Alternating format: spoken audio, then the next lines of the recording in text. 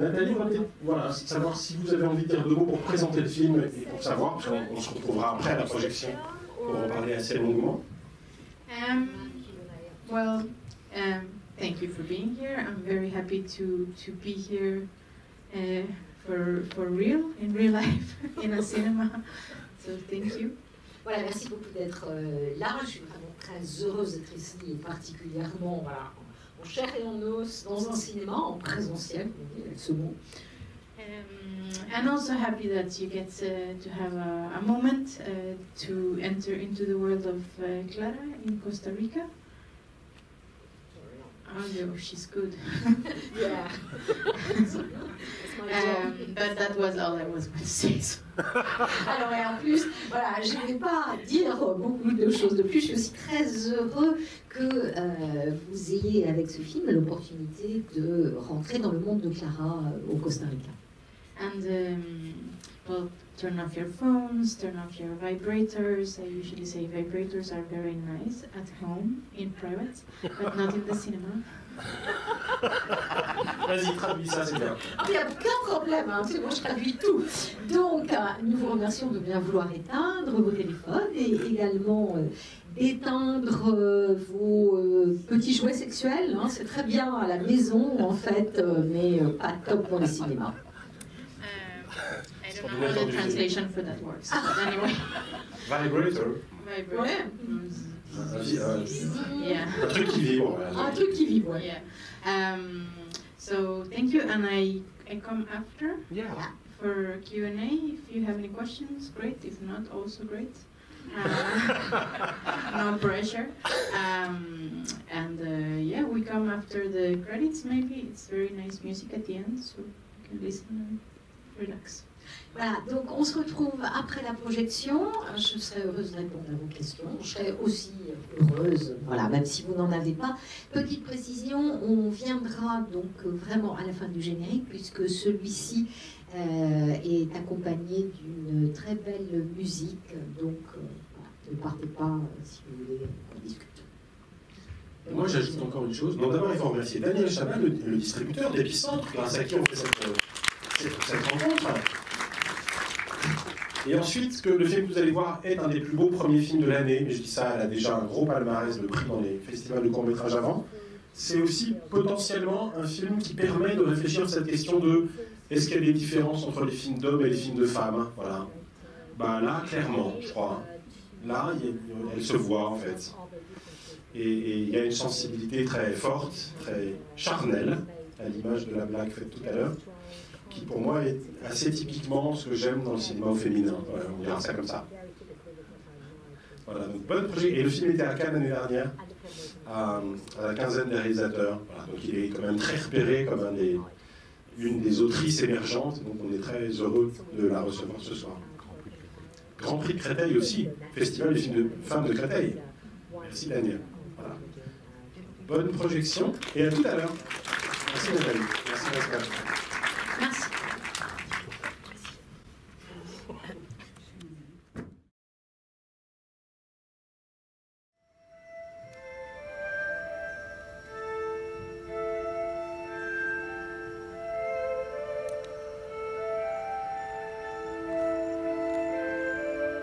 Nathalie Alvarez. Pascal Fougère pour la traduction.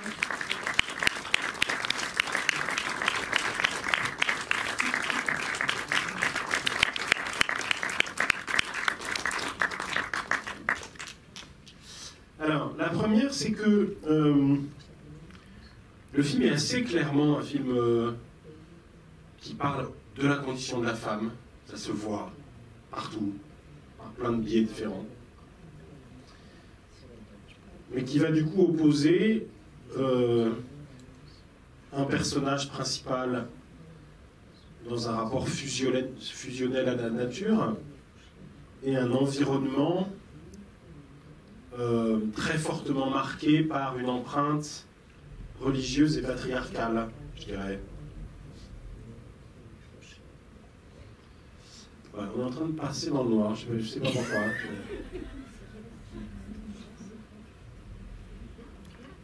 Et donc, Voilà, je voudrais savoir comment s'est écrit le scénario sur la base de cette opposition. Et du coup, pourquoi traiter de la question du patriarcat dans un monde sans hommes?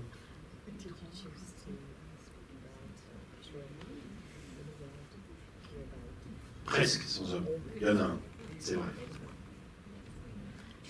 Convoité. So thank you for staying.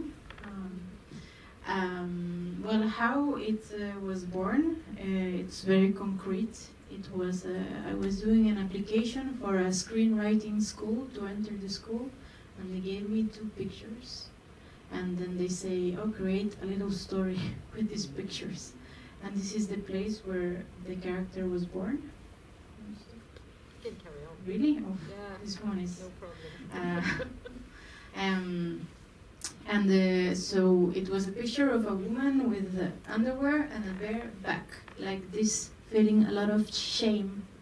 So I was imagining, what if she came, because the mother is making her feel shame, what if she come from having the best orgasm in her life, and now they're making her feel shame? Alors en fait, les conditions de naissance de ce film sont extrêmement concrètes. Je faisais un dossier, en fait, une demande pour entrer dans une école de cinéma, et on m'a demandé l'école non pas de cinéma, pardon, mais d'écriture de scénario, on m'a demandé de prendre deux images, on m'a donné 2 images, et à partir de ces images, on m'a demandé de faire une petite histoire. Et c'est comme ça, en fait, concrètement, que le personnage de Clara est né. J'avais une des images qui était, en fait, une femme dans la position qu'elle a montrée, qui était une position empreinte de gêne. Voilà, elle avait juste une petite... elle était en sous-vêtements et son dos était nu. Et du coup, face à cette image, je me suis dit, mais voilà, on avait vraiment le sentiment que c'était sa mère qui la faisait se sentir si honteuse. Et finalement, je me suis dit, mais qu'est-ce qui se passerait si en fait elle avait cette position-là juste après son meilleur orgasme? So the film is born from the masturbation scene with the fireflies. Oui, alors effectivement, le film commence par cette scène de masturbation avec les libellules, et à partir de là, il va évoluer. J'ai grandi dans un environnement extrêmement catholique, où la norme était imposée en fait par le patriarcat et qui donnait un modèle de comportement sur les femmes. Et donc, je me suis dit que c'était intéressant de développer, de montrer ces idées-là dans un environnement uniquement féminin. I grew up mostly around women. J'ai grandi dans un environnement principalement féminin, et j'avais remarqué que les femmes imposaient ces normes en fait masculines. Ma co-scénariste, elle vient de Colombie et elle avait la même expérience. Donc c'est une expérience partagée dans toute l'Amérique du Sud, et finalement c'est aussi en fait ces souvenirs qui nous appartenaient à toutes deux, qui font que le temps où se situe le film, la période où se situe le film, est effectivement pas très clairement indiquée, puisque c'est le temps des souvenirs. Alors le temps des souvenirs implique aussi que le film soit très sensoriel. Il est très très fondé sur le toucher en particulier, très présent. Voilà, la présence des mains, le rapport à la nature, à la terre, aux animaux. Voilà. Qu'est-ce qui l'intéressait dans le fait de créer ce rapport-là à la sensation, et en particulier au toucher? Et j'allais aussi dire d'où il vient en matière de cinéma, ce goût-là pour filmer la sensation, filmer le toucher, et du coup créer un autre rapport au monde que ce rapport au divin, qui est celui qui guide une partie de la logique de la communauté. No, está bien en español. Pues mira, igual. Okay. Siempre estuve muy interesada como en contar historias a partir del cuerpo, porque soy mimo de profesión. Et alors, oui, ça m'intéressait hein, de raconter en fait l'histoire avec ce point de vue du toucher, parce que professionnellement, en fait, mon premier métier c'est d'être mime.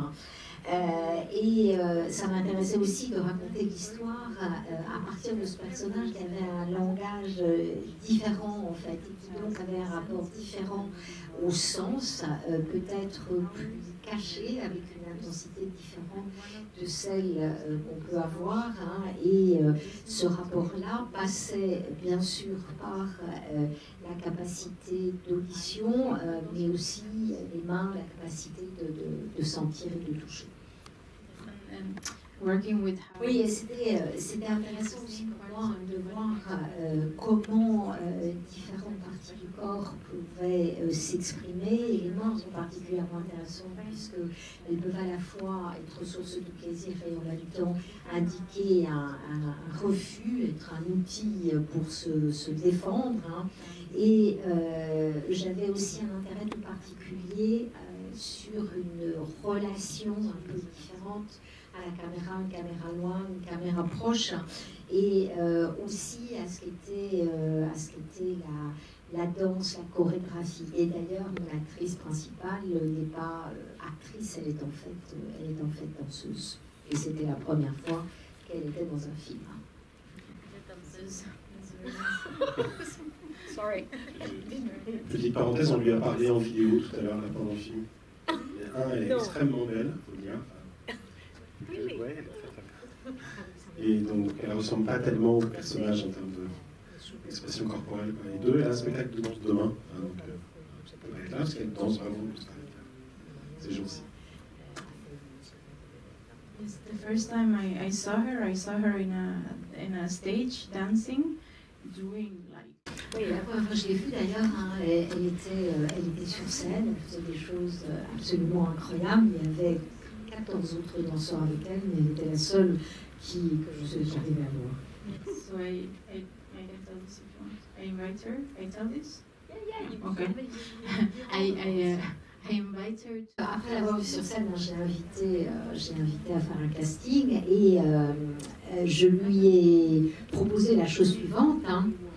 Je dis voilà, on va prétendre être des loups toutes les deux, donc on a commencé à faire connaissance en fait, hein, en se sentant, en rampant, etc.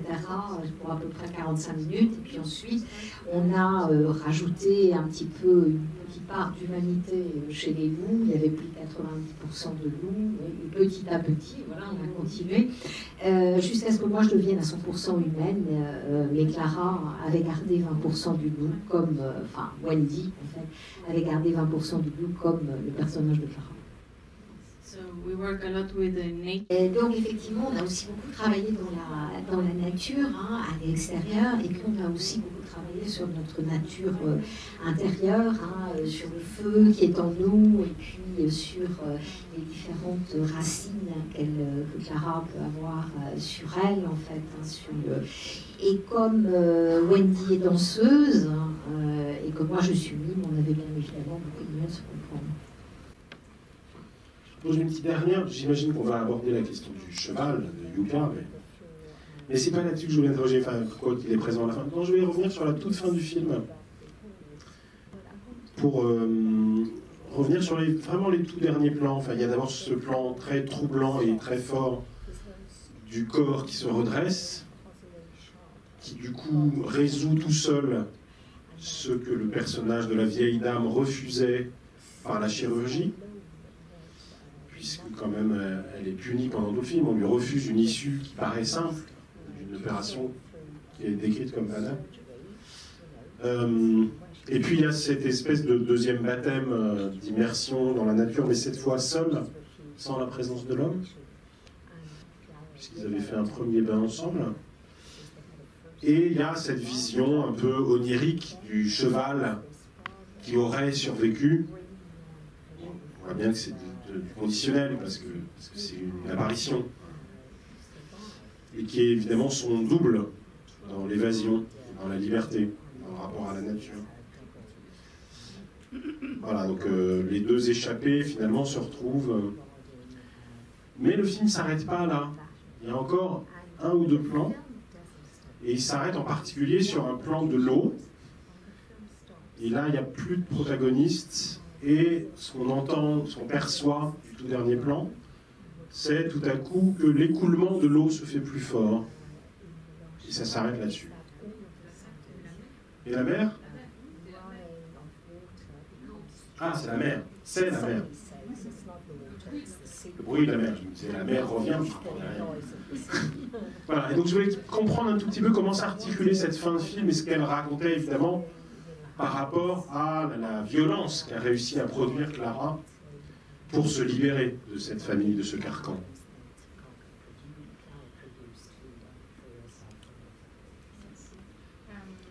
So the script of the film had many versions, but the one thing that remained the same from version 1 was the end.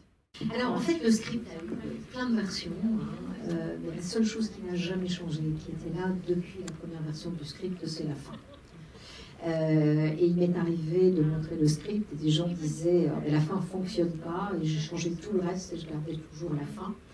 Donc finalement en fait il y a beaucoup d'images là, de manière à ce qu'il puisse y avoir différentes interprétations, différents sens. Moi j'ai une interprétation, ma comédienne principale Wendy en a une, Daniel, je ne t'ai jamais demandé quelle était ton interprétation, mais enfin en tout cas on a délibérément introduit divers éléments afin que chacun puisse y trouver sa propre interprétation.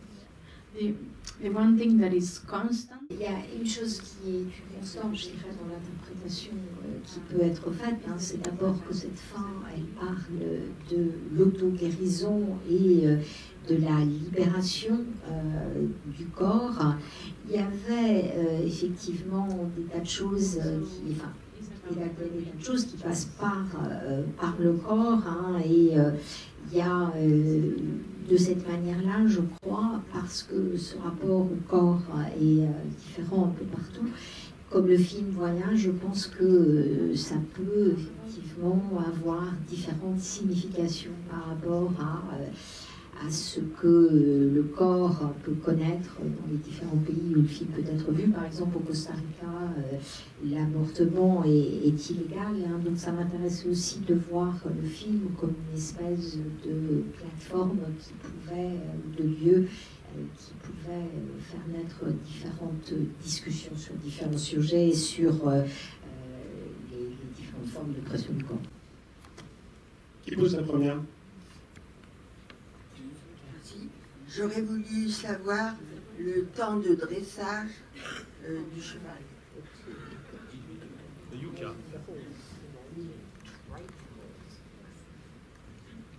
Yes.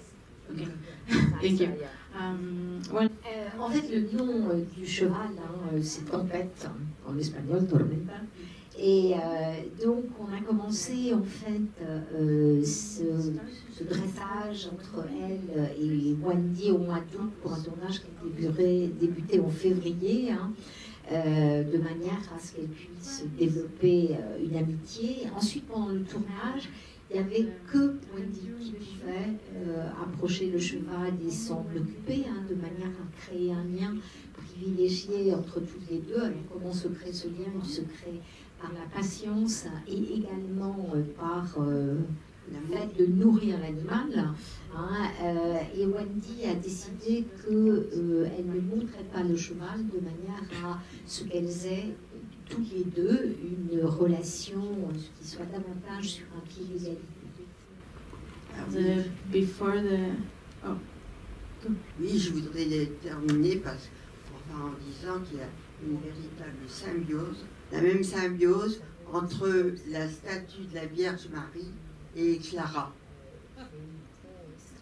Et puis la boucle est bouclée, étant donné que la première image, c'est Clara et le cheval, et la même chose à la fin.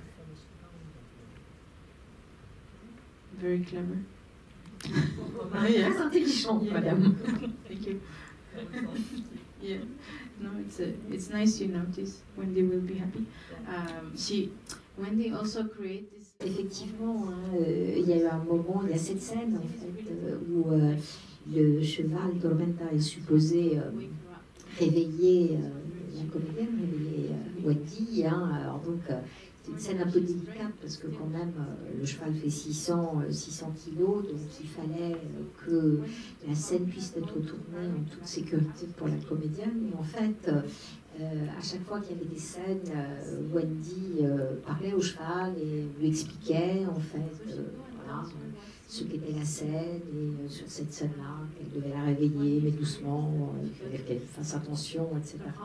Et on s'est aperçu que c'était vrai en fait, que le cheval coopérait bien davantage quand Wendy lui avait expliqué précisément ce qui allait être fait. Et puis ce qui est amusant aussi, c'est que le cheval en fait est un cheval de course et donc qui fait les concours et donc qui est un cheval en fait qui est très chic, un peu sophistiqué, un peu sûr de son allure et finalement bien à la fin du tournage et Wendy confirmait ça aussi, elle était beaucoup plus détendue, donc on était là aussi face à une transformation. Alors ça c'est des secrets de tournage, mais cela dit, ce que met en place le film, c'est quand même à la fois un parallèle entre Clara et le cheval, Yuka, et donc du coup ils sont en miroir. Par exemple, quand le cheval est très énervé et indomptable, elle aussi à côté se révèle très énervée, la caméra a même du mal à faire le point sur elle, et donc il y a vraiment ce jeu de miroir entre elles deux. Et puis en même temps, il y a une sorte de pouvoir magique exercé par Clara sur le cheval, puisqu'on a l'impression qu'elle arrive effectivement à le guider, et quand elle dit « il reviendra, je le retrouverai dans la forêt », il y a cette dimension magique qui est en même temps une forme de superstition et qui renvoie du coup à d'autres croyances beaucoup plus religieuses de la communauté des femmes. Voilà, et donc je voudrais savoir comment elle a travaillé ça, y compris sous le prisme de ce fameux réalisme magique caractéristique de la culture d'Amérique latine et d'Amérique du Sud.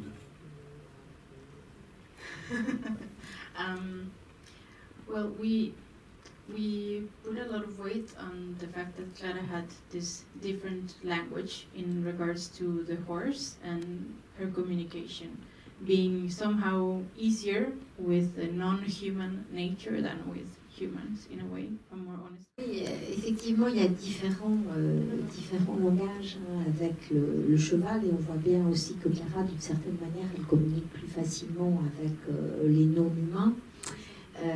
Ça, c'est pour une partie. En ce qui concerne le réalisme magique, il y a effectivement l'aspect magique que connaît Clara, c'est-à-dire les grains de café qui de vert deviennent rouges, cet animal en fait, l'arabée ou cet insecte qui revient à la vie. Et puis après, il y a d'autres choses qui sont spécifiquement faites pour le spectateur, je dirais.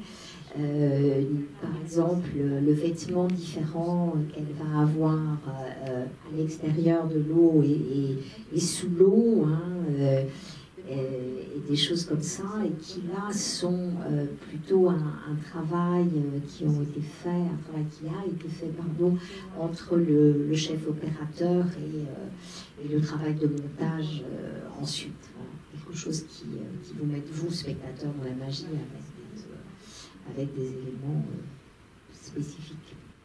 And the third one, that is not really magical. Et sur l'autre partie, en fait, alors qu'il y a un réalisme magique, mais qui a plutôt à voir avec la réalité, d'une certaine manière, c'est la religion et c'est comment ces croyances existent au quotidien. Hein. Par exemple, quand j'étais adolescente, au lieu de m'emmener chez le psy, ma mère m'emmenait chez le guérisseur. Oui, bonsoir. Bon, je sais pas que j'ai eu du mal à rentrer dans le film. Par contre, la fin était pour moi extrêmement intéressante. Pour pouvoir se libérer, il faut brûler la religion. C'est la première chose qui paraît évidente. Il faut brûler la religion.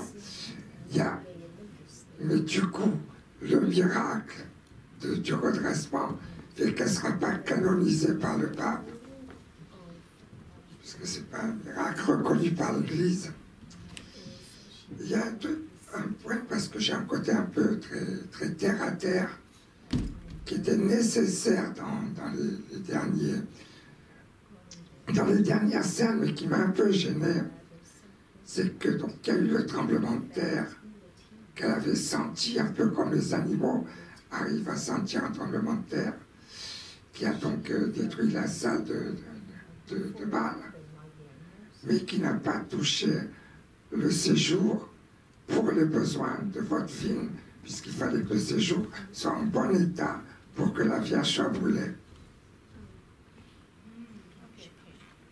Thank you. Now in Costa Rica, we have a smaller. Oui, en fait, au Costa Rica, on a des micro-tremblements de terre tout le temps, hein, et ça ne fait pas tomber les maisons.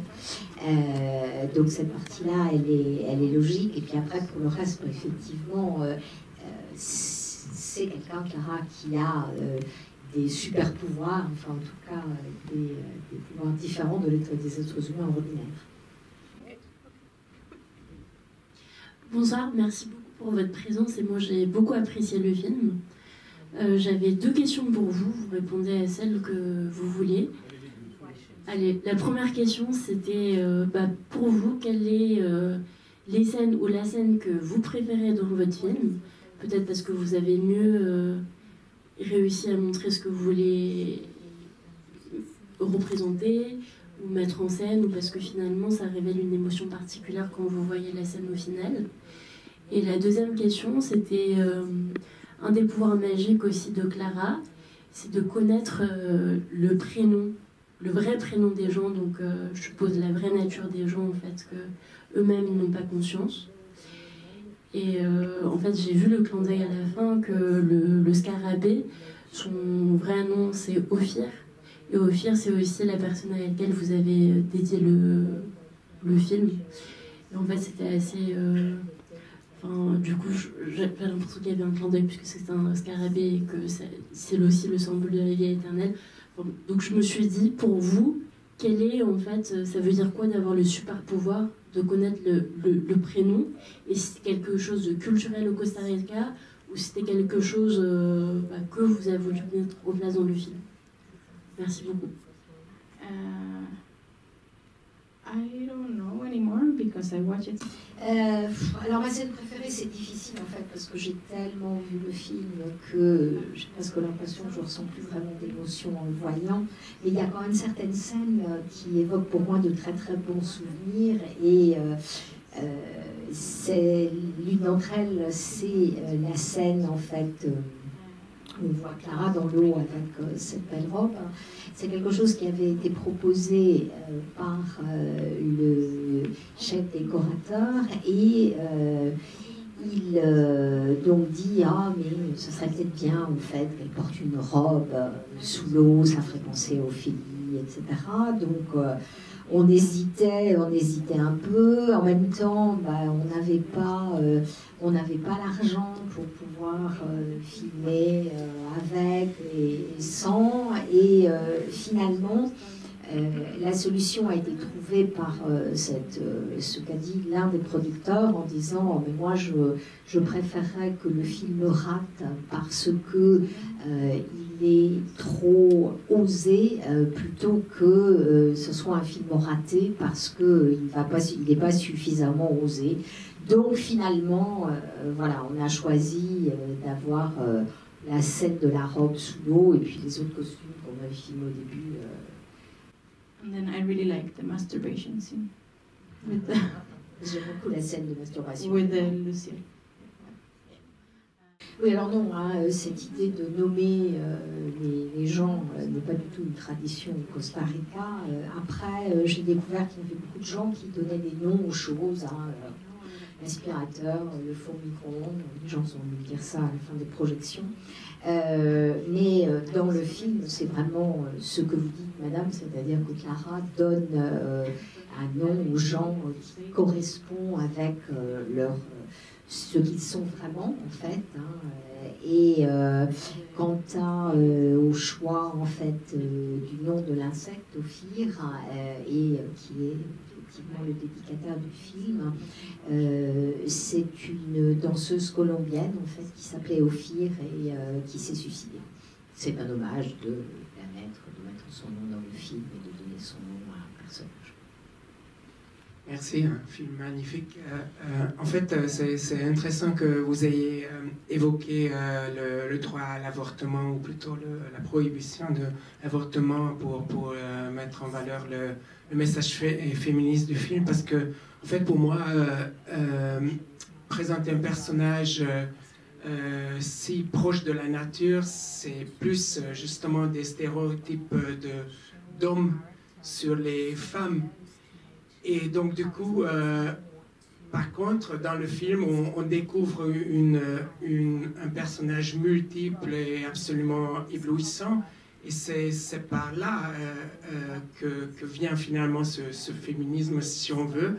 Mais il passe par ce personnage qui est à la fois une abrutie, une folle, mais aussi quelqu'un qui peut mener une conversation tout à fait normale, qui accède à une sorte de statut de divinité presque, enfin en tout cas elle est capable de produire des miracles, donc il y a une espèce de totalité dans ce personnage et ce côté multiple qui en fait oui, une figure vraiment marquante, mais voilà, c'est plus une remarque peut-être.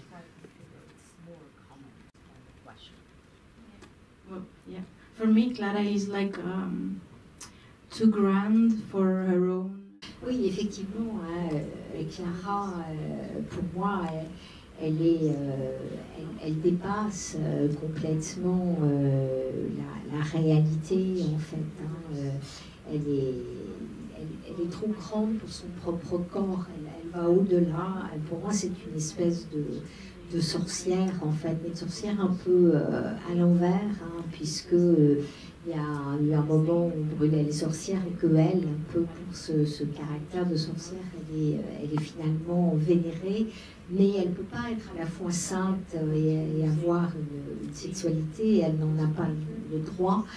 Donc elle n'a pas la possibilité d'avoir une présence entière non plus, et comme vous le disiez, c'est un peu un cliché en fait, souvent que le rapport de la femme à la nature est souvent quelque chose qui est présenté par les hommes, mais en même temps il y a tellement d'autres facettes à sa personnalité, elle aime jouer, elle aime se masturber, elle n'est pas non plus forcément très nette au sens de propre, et puis voilà, il y a elle fait quelque chose de particulier avec cette robe de princesse, cette image de la robe de princesse avec laquelle nous, les filles, on est élevées, sauf qu'elle va au-delà de ça, en fait.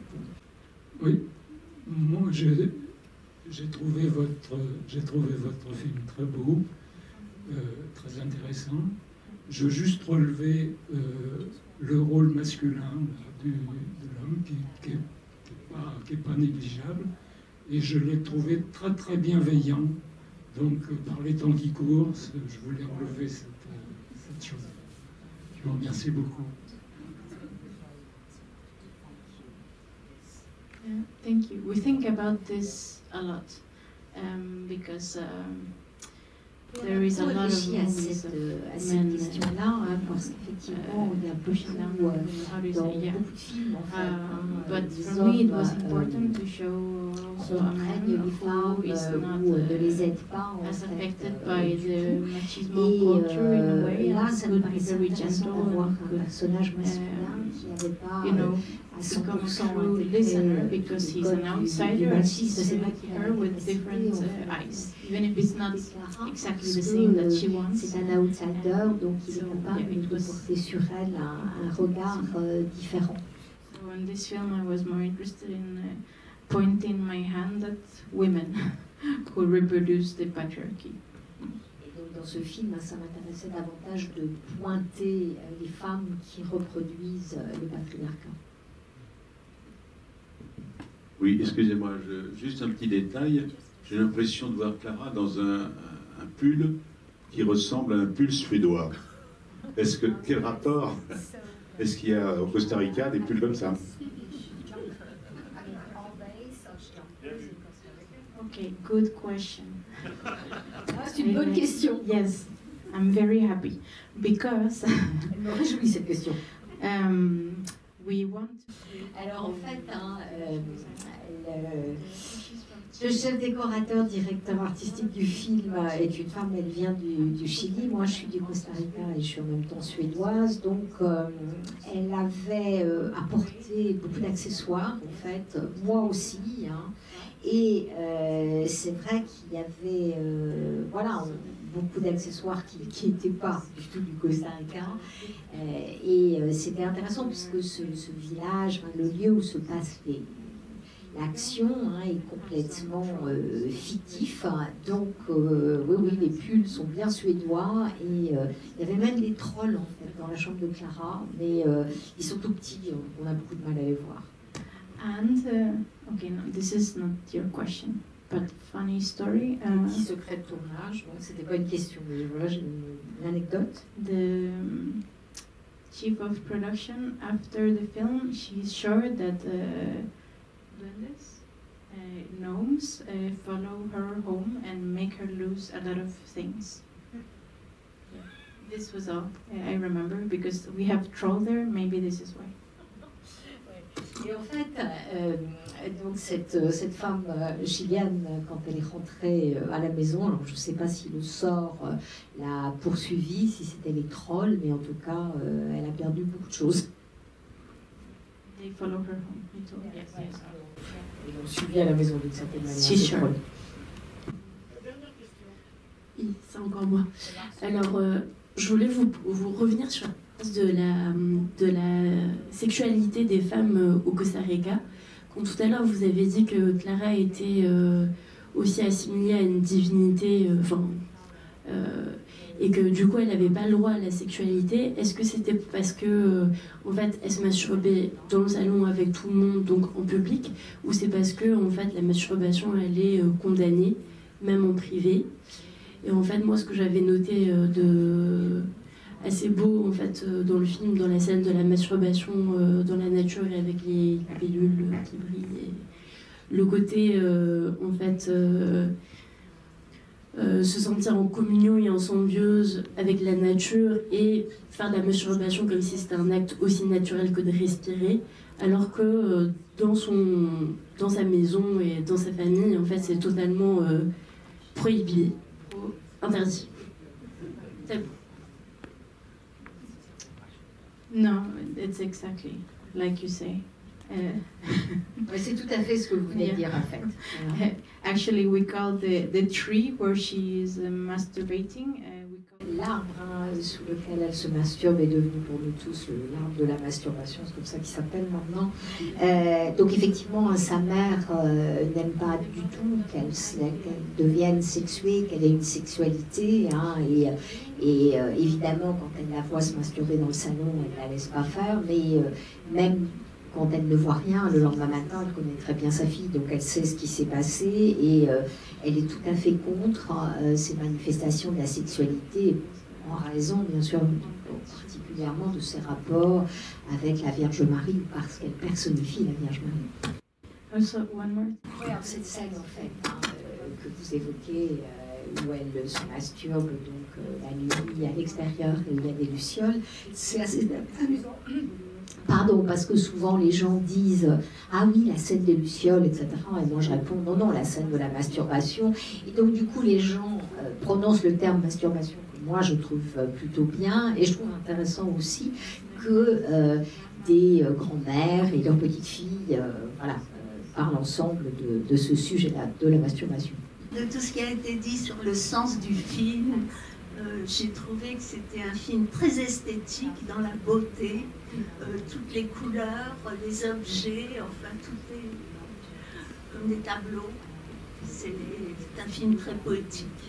Non, cela dit, non, c'est Daniel qui m'a soufflé la dernière question. Mais je veux bien qu'elle nous explique d'où elle a appris ça, parce qu'elle est effectivement très très mime, même dans sa façon de répondre aux questions.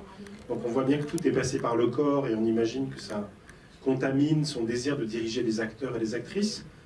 Mais du coup, où est-ce qu'elle a appris à cadrer comme ça, à travailler sur la couleur comme ça, à être aussi précise? Voilà, ça c'est une vraie question qui prolonge la remarque de la dame.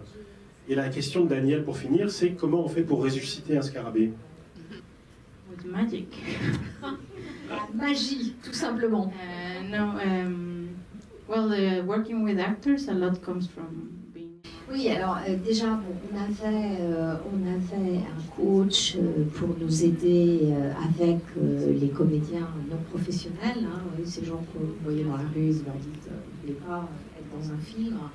Après, Clara, c'est un personnage très très spécial. Hein, donc, comme je le disais tout à l'heure, elle dépasse le cadre de son propre corps et on voulait évidemment qu'on ressente sa présence même si elle n'était pas dans la scène, et il fallait donc que la caméra nous fasse sentir cette présence absente et qu'on la retrouve aussi dans la respiration du film, dans le travail avec le son. Donc c'est vraiment un mélange entre le travail du chef opérateur et le travail du son. Hein. J'ai fait une école de cinéma à l'Université de Columbia à New York. Et puis après, je crois aussi que pour le travail avec le comédien, ce qui m'a énormément aidé, c'est le fait d'être mime. Et je crois que voilà, quand je mets la main là, comme ça, on voit l'attention se porte sur le bout des doigts et ça devient un gros plan. Et après...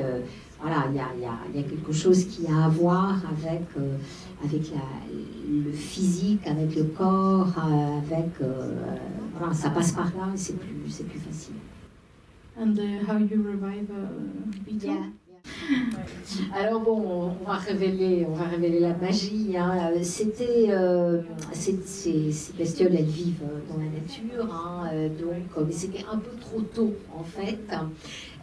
Donc il n'y en avait pas assez.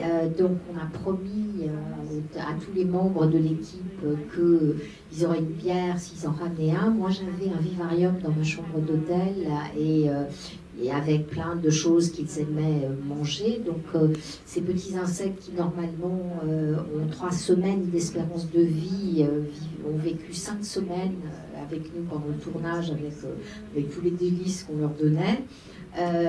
Donc c'est des animaux en fait hein, qui ont tendance à devenir extrêmement lents lorsque la température se réduit. Donc du coup, voilà, quand on a voulu en prendre un qui bougeait très peu, on en a pris un comme ça, un peu fatigué, qui était lent. Il se ranime un petit peu quand il y a de la chaleur, mais finalement on a tourné avec un qui était lent et puis on a coupé et puis on en a pris un peu plus vif pour qu'il s'envole. Voilà. Bon, j'ai une dernière demande, mais elle est bizarre, hein, je préviens. Mais moi, je ne peux pas avoir quelqu'un qui vient de Stockholm et qui est mime de formation. Moi, je suis un peu spécialiste de Jacques Tati, qui est mime de formation. Je ne peux pas ne pas lui demander si elle n'a pas un tout petit extrait d'un numéro de mime à nous proposer maintenant, parce que c'est une chance unique pour nous.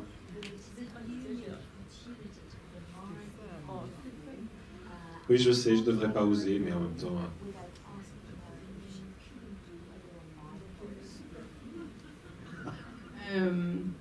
I'm not working today, but... J'avais pas prévu de travailler aujourd'hui, mais... What do you want to see? Qu'est-ce que vous voulez voir? No, I'm not trained anymore. Like I lose all my muscle. Ouais. I just write. Je suis plus entraînée à cet usage de tous mes muscles, mais bon. No, I'm not so good. Je suis pas très bonne. Voilà. This is why I don't not in the film. C'est pour ça que je joue pas dans le film en fait. I'm not good. Je suis pas très bonne. No, the floor is not good. Never mind. Merci beaucoup Nathalie Alvarez et merci Pascal Fougère pour la traduction. Thank you so much. Merci Daniel.